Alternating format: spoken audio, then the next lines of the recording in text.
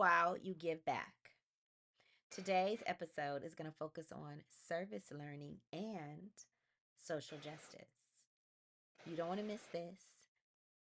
It is special things that we're going to do to make learning real, make it real life, give students natural consequences when necessary, and how they could learn how to give back and become better citizens, make their community better. Tune in for more. Hi, thank you so much for joining the Falling for Learning podcast. We have this podcast to help parents and caregivers with having the resources, strategies, and tools needed to make sure that their children are on track for learning and to stay on track for success. It's Yes, summer. yes. We're What both can in I like our say? summer mode. Um, Yes. Lauren Sleeping is, in. yes, Lauren is like 3 weeks into her summer, and I'm like 1 week Mm. in. So I haven't totally like refreshed yet, but Lauren is looking refreshed and reset, and I'm feeling a little jelly, not a lot, but little, little bit. You'll get there. You'll get there. But you know what? It took me about 12 days before I could because I was still waking up early the first week. I was still having I need to be productive. And now I'm just like sleeping in, staying up, watching TV. She's always all the way settled in. Yeah. Okay, yeah. So I'm still like recovering, I would say. Mm, Just getting it together. I get Um, it. Get it. but we have been Netflix and chilling, and Lauren told me about a Netflix show that she watched. And when I say Yes. Netflix and chill in this case, it's just like you by yourself Netflixing, not with a date or anyone else like that. Yeah. Yeah. Yeah. So It's we live our in version of it, which is literally in my PJs yeah. with my popcorn Hmm. and my Individually, dog yes, no one else. and watching a show that I love. Okay. Minding my own So business, being hydrated. yes, and Lauren sent me this, not even a regular text message, like a voice text message, Mm. just full of emotion and, tell us about what you watched. Like, what was so moving about it? Oh, wow. Okay. So this is a documentary. It is about a uh, maximum security prison system in Missouri, Mm. where the men there are learning to quilt as a way to give back to foster children. And the beauty of it is how this community of men have come together to do this very, I mean, when you think of quilting, I mean, the lady across the street from my parents, she was a quilter. I remember her with all her little needles and her thread and all her little patches of cloth, and she'd come up with these beautiful quilts. But I always thought that was something, little retired old women did. But here are these men who are serving long prison sentences that are Mm-hmm. doing this very out of the box kind of thing for them. And they are making the most beautiful quilts you've ever seen. And the passion that is going into them thinking about the design and thinking about the color scheme and how they want this to be, and the hours and hours and hours that they spend focused on making these quilts. And not only quilts, but weighted vests for children who are Yes, that autistic. was really touching to me. Like, we Yeah. know that students, a lot of kids there's a population of students being identified with autism. And Hmm. these prisoners were making weighted vests for Right. children with autism. And so one of the Hmm. things, they were saying, and they were like knowledgeable about it because they were like, okay, this Very is much. 6 pounds, right? And this is going to be for a kid that's up to 60 pounds. And Hmm. so, at first when I'm thinking about this, I'm like, well, how are they doing this? Because you have to cut, you have to have needles and all of that. And they did show us that. Like, they have a kit that they have to check out. They have to, Yeah. all of those things that are in there, what they have to have a certain level of compliant or like not any like write ups or anything like that, for Hmm. them to be able to be in that isolated area to do Yeah. this crafting. Yeah. Yeah. Yeah, because they're tools that in prison you would not want to give people access to sharp objects and cutting tools and you know things that could be used in a bad way. But because these men have shown themselves to be responsible and I guess it's rehabilitative in nature, and these men have qualified for this program, and just the care that goes into making sure that everyone is on board and doing the right thing is pretty remarkable. Because I think many of these men are serving maybe life sentences. Not They're not doing short stints. It's No. Yeah. pretty serious offenses that they're in jail for, but to see their work and their passion was so inspiring. Yeah, and that really made, and we're talking about long sentences. Like one guy was saying how he was in for 20, since he was 20, I think he was 20, and then he was 64. Hmm.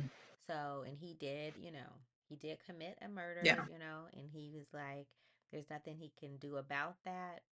And he's like learned a lot over the years.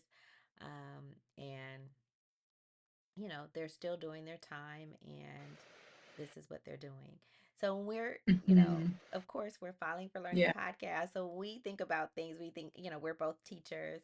We think about like, how does this relate to our kids?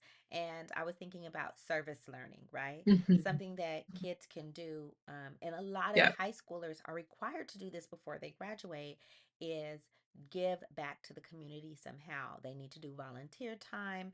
And even I know some middle Hmm. schools also require this. You need to do some type of volunteer work, before you graduate or culminate from middle school. Depends where you are, like what they want to call it, culminate or graduate or whatever.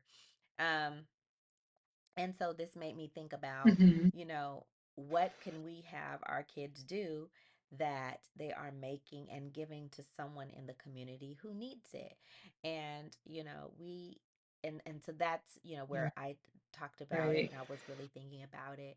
What was your Hmm. perspective on what the prisoners were doing and relating it to what you do every day? I think I've always believed in education that has some real world application. I mean, that's the whole point of education. And I think there are times when, as teachers, I know I've done it before, we don't really help kids see that real world application. And knowing that they're doing something that is going to benefit them, but not giving them the real scenario, not giving them that actual platform where they're actually doing the thing for the community and learning, is it can be a disservice. So The Rewrite Method and the Rewrite Method Workbook are your go-to resource for helping kids to learn to fall in love with writing. It has the tips, tools, resources, strategies, and skill building activities to help kids fall out of writing hate and into loving to write. Get your book set today.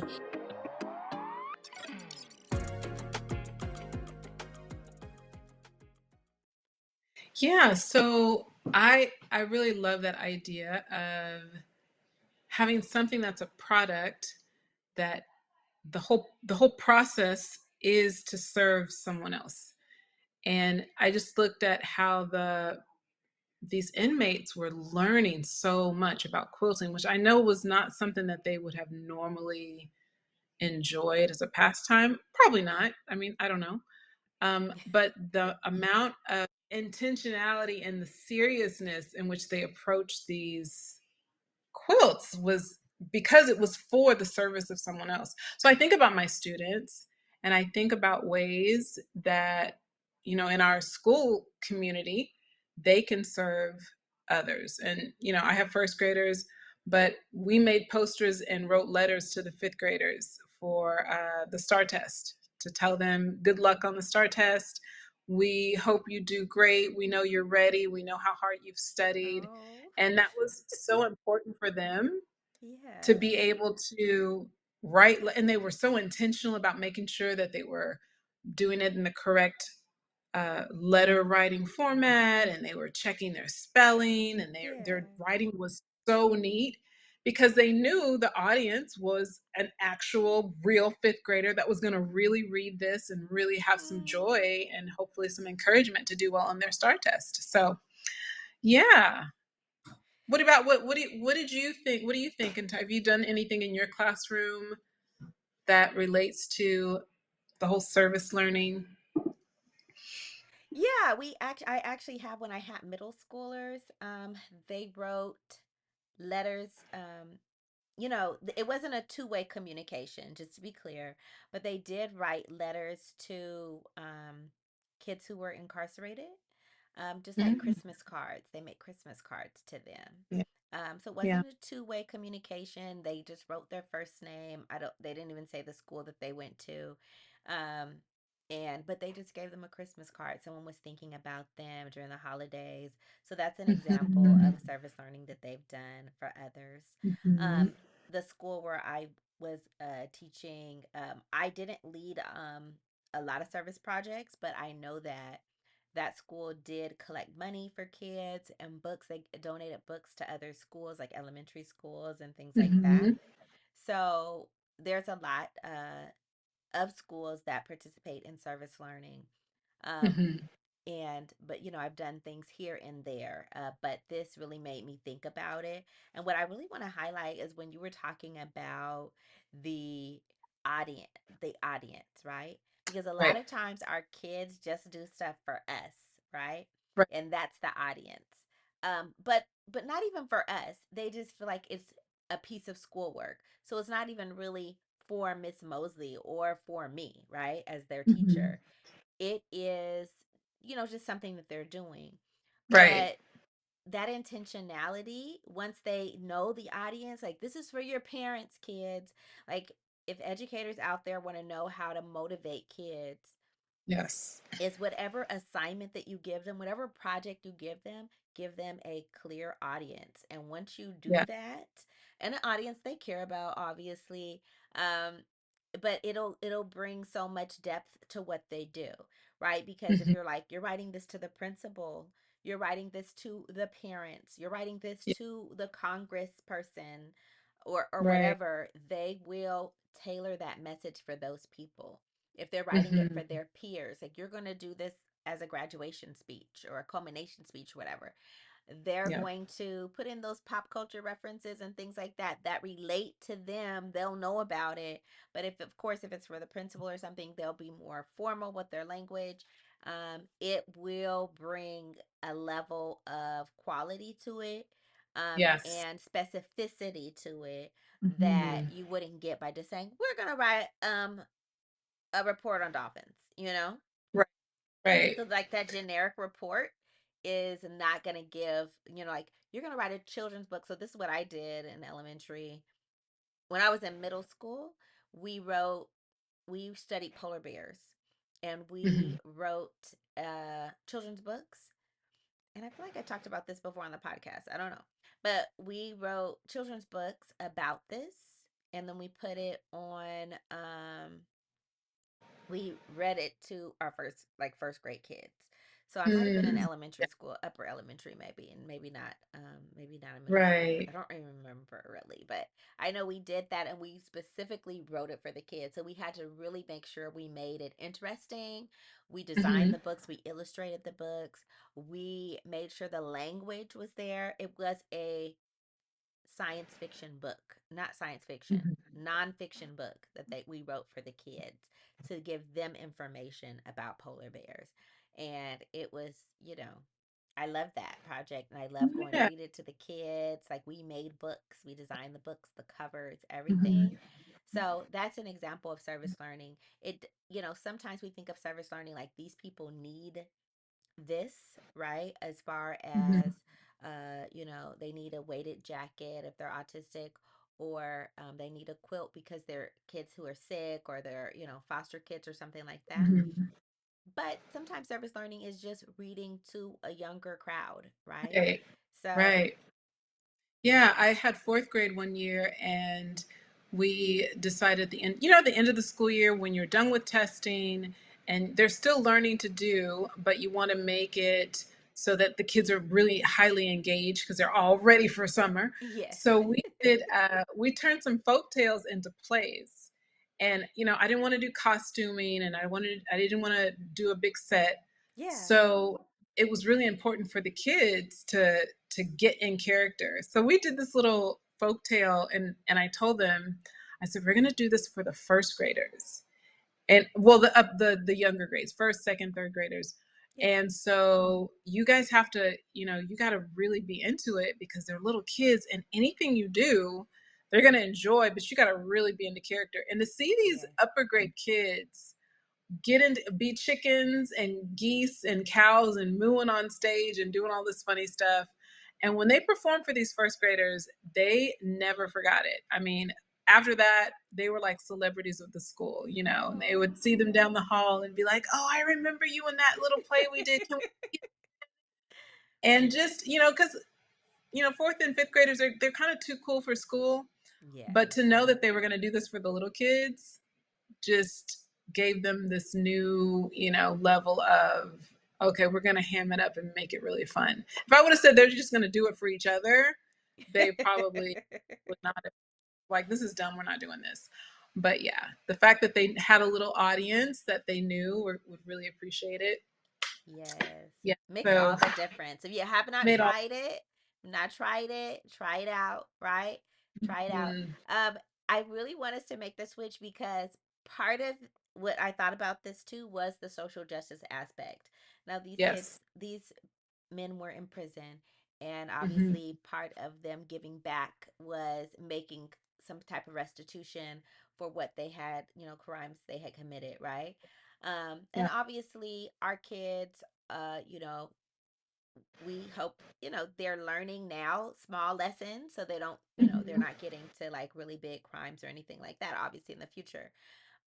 But I think restorative justice, the concept of that is so important because really just, I have a principal who has said like if I were teaching, like when I started teaching, like I would be fired for some of the stuff because we really our hands are really tied. I don't know what it's like in Texas, but in California, like there are really like zero consequences, right? Like it's Hmm. as far as suspending kids, you can't put them in Yeah. a corner. You can't have them write standards like I will not run in the class or whatever. You cannot have them do like there's Right. so many things that you're not allowed to do anymore, which I know Hmm. like a lot of us who grew up in school, like we had to do all these consequences that we may have suffered, like not happening nowadays. So just so Right. you know, Right. if you don't know.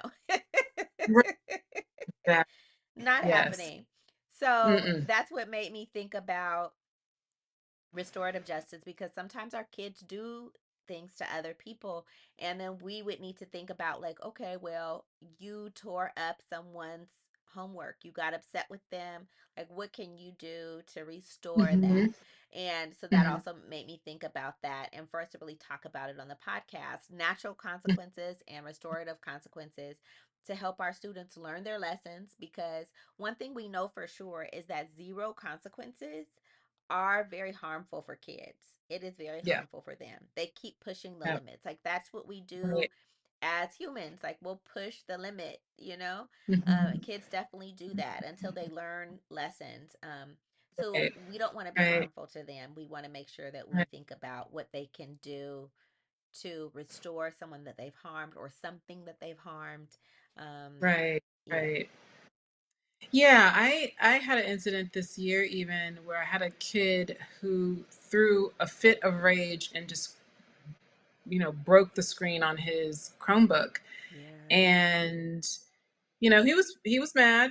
And so, we had extra Chromebooks, so he could have very easily, we could have just said, "Hey, we're going to give you another Chromebook." Yeah. But we said, "You know what? We're going to have to take the Chromebook, take it to the Chromebook doctors so they can fix it." and then you're going to have to wait for it to come back. And all that period of time, he was very upset he didn't have his Chromebook. But we kept reminding him, yeah, you don't have a Chromebook because, well, when you got angry, you broke it, remember? So that's why you don't have one. And we just got to wait for it to get fixed. And so every day he's like, is it fixed yet? I'm like, oh, no, it was really broken. So we're going to have to go through a lot. We ended up having to replace it, obviously. But just that whole idea that he had to wait for such a long time before we could give him a new one. You know, at one point he was saying, man, I should not have broken my Chromebook.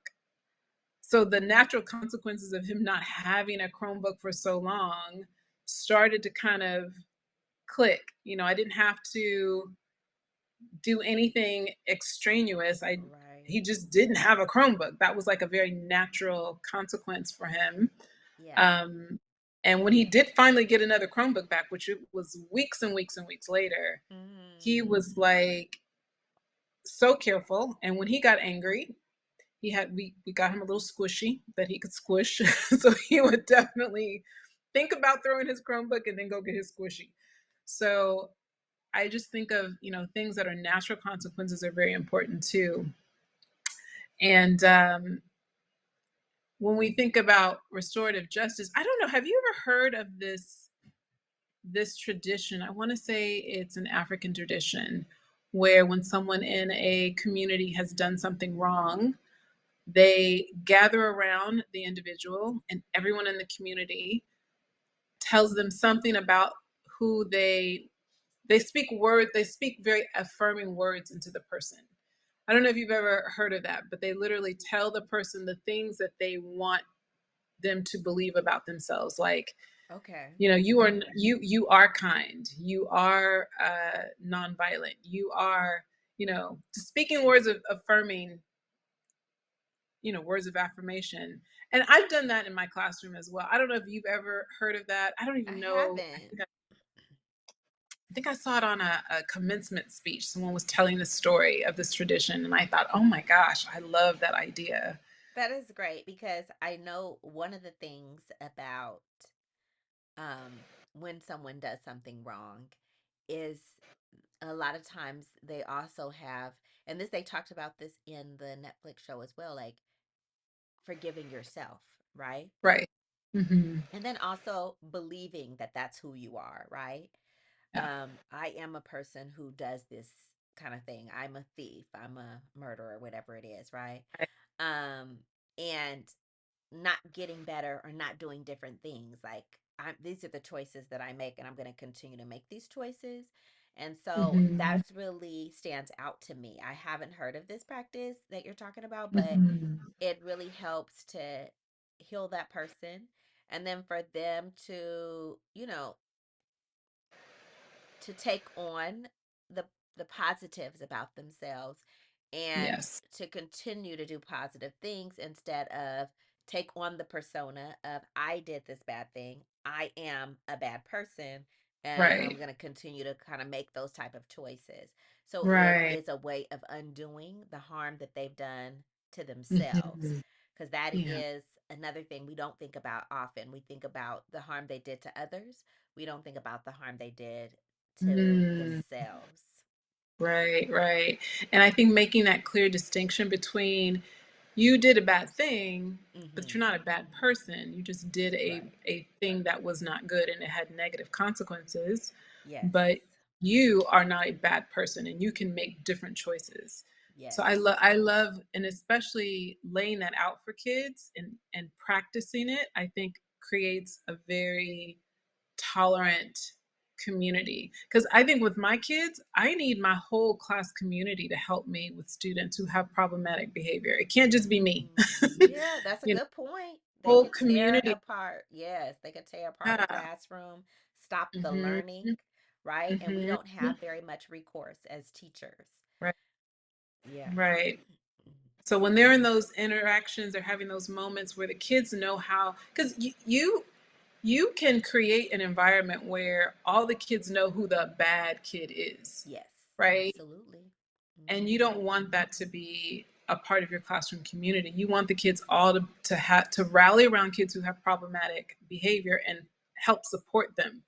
And I Hmm. think that's one of the things I've seen, like this one kid that I'm telling you about through his Chromebook, like by the end of the year, he had so much support. He had so much consideration. And I think it started to mirror, he started to mirror what he was seeing.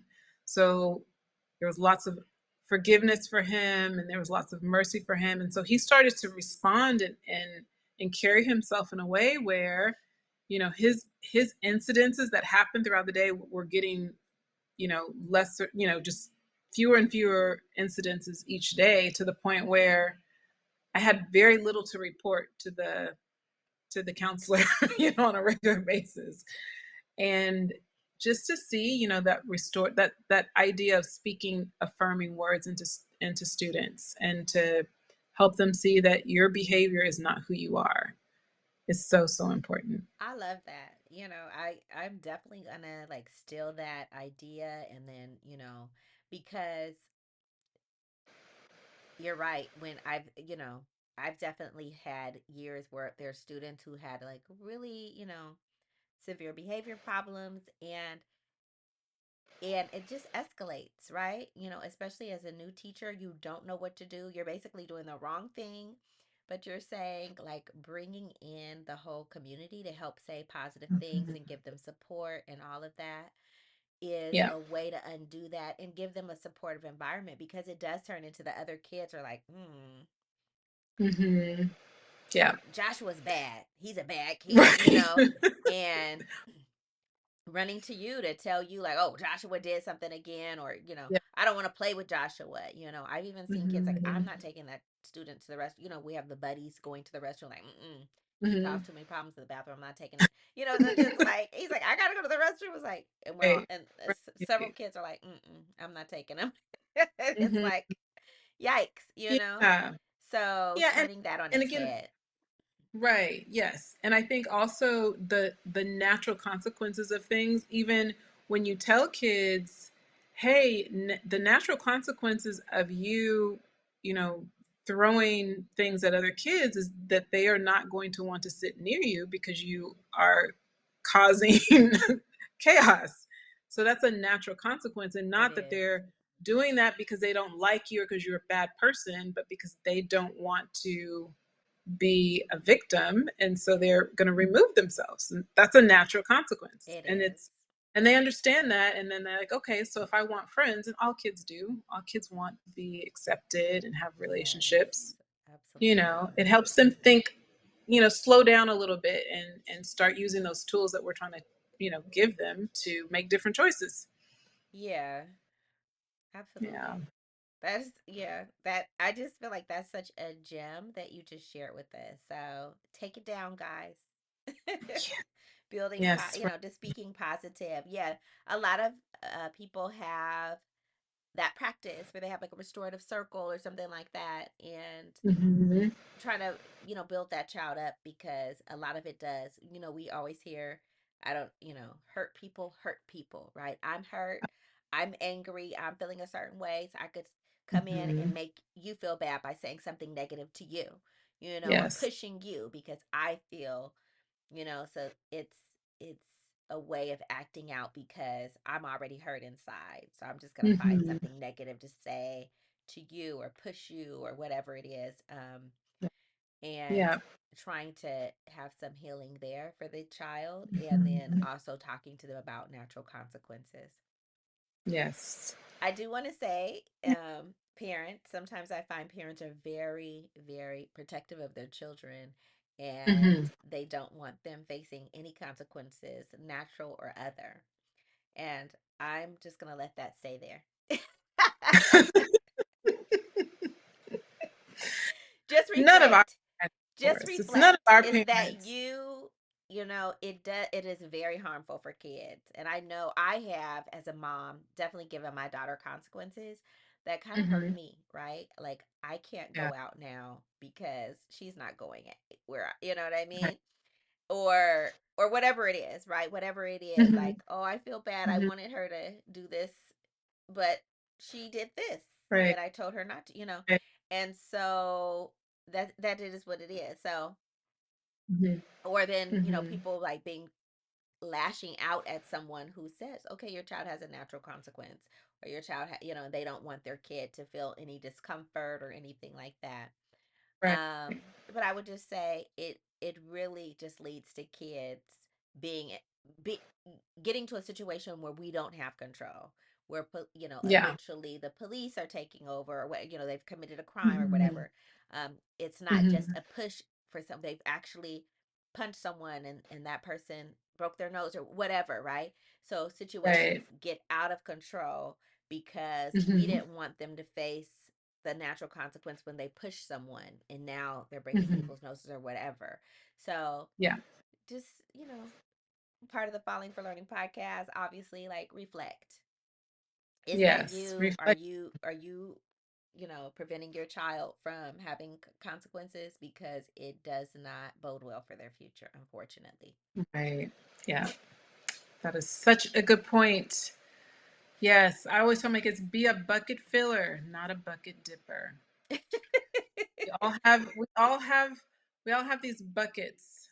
Everyone has an invisible bucket. And every time you are, being intentional and communicating positively, you are literally putting wonderful things in that person's bucket. We want to always fill up people's buckets. We don't want to be the kind of people who are literally emptying out people's buckets by not giving our kids what they need so that they can come and interact with their classmates in a way that is respectable and considerate. So I always tell my parents, just we would just want to help. We just want to help your son or your daughter be bucket fillers and not bucket dippers. Absolutely. We thank you so much for joining us today on season 3 of the Falling for Learning podcast. Do something today that gives your child the competitive advantage. Thanks for joining us. Yes.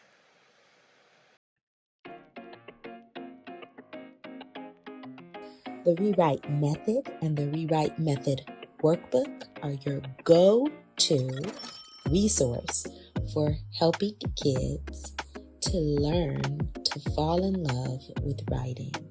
It has the tips, tools, resources, strategies, and skill building activities to help kids fall out of writing hate and into loving to write. Get your book set today.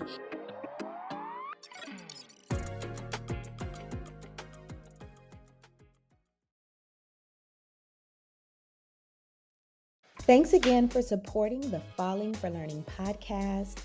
New episodes go live every Saturday at 5 p.m.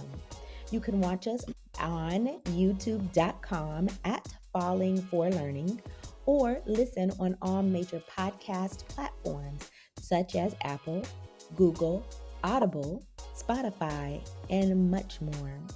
For more resources, visit fallinginlovewithlearning.com. We really appreciate you. Have a wonderful week. Yay! Yay. So today we're going to talk about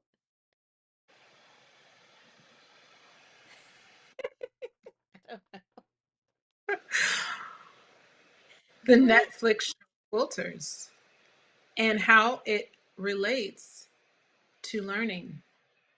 we're going to talk about, but I want to give the topic first, though. We're going to talk about social justice, or service learning. Restorative justice. Service learning. Okay, service. I've never heard it called Service service. learning and restorative justice. Service learning. Okay. Okay.